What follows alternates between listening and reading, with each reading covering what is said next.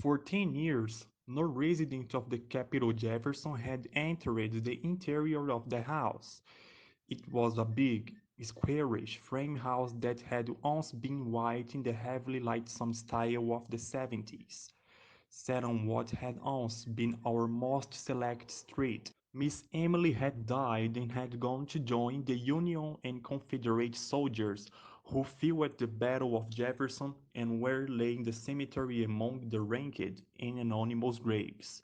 Alive, Miss Emily had been a hereditary obligation, upon the town, dating from that day in 1894, when Colonel Sartoris remitted her taxes. Colonel Sartoris, mayor of the city, invented an involved tale to the effect that Miss Emily's father had loaned money to the town, which the town, as a matter of business, preferred this way of repaying. Then the Board of Aldermen called a special meeting and decided to send the deputation to Miss Emily's house to collect her taxes. She asked them to look for Colonel Sartoris, who has been dead. The summer after her father's death, the town was signed a contract for paving the sidewalks, and work began on the command of a foreman named Homer Baron. Homer Baron was a Yankee, a big, dark, witty man with a big voice and eyes lighter than his face. Homer was a popular man, and soon began to be seen walking with Miss Emily. This novel was the target of many whispered by the ladies of the neighborhood. With the end of the pavement of the Tower Street, Homer Baron left, and this did not surprise the ladies' interest in Miss Emily's life. One day, Miss Emily bought a right to poison arsenic. This happened years after the lady started to say, "Poor Emily, I want to buy poison," she said. "But the law requires you to tell what you are going to use it for," asked the druggist. Miss Emily just started at him, her head tilted back in order to look him eye for eye until he looked away and went and got the arsenic. The druggist then wrapped the poison and asked the Negro delivery boy handed over the package.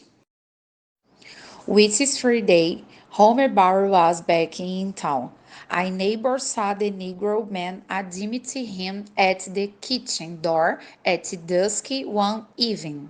That was the last time they saw Homer. From that day on, Miss Emily was seen only a few times, and as the day and years passed, she appeared more and more gray until the day of her death at the age of 74. The Negro also grew grayer and more stupid, going in and out with the market basket at Miss Emily's house. Each December they sent her a tax notice, which would be returned by the post office a week later. Unclaimed. After Miss Emily's death, the Negro man finally let the ladies into the house. Then he walked right through the house and out the back, and was not seen again. During the week on the porch and the lawn of the house, tall residents and some very old men in their brushed Confederate uniforms. Everyone already knew that there was only room in that region above stairs which no one had seen in 40 years and which would have to be forced. They waited until Miss Emily was settling the ground before they opened the door. Violently, they broke down the door, and the room was filled in this room with pervading dust. Someone seemed to live there. Upon a chair hung the suite, carefully folded. Beneath it, the tumult shoes and the discarded socks. The man himself lay in the bed. In the second pile was the indentation of a head, where they found a long strand of iron gray hair.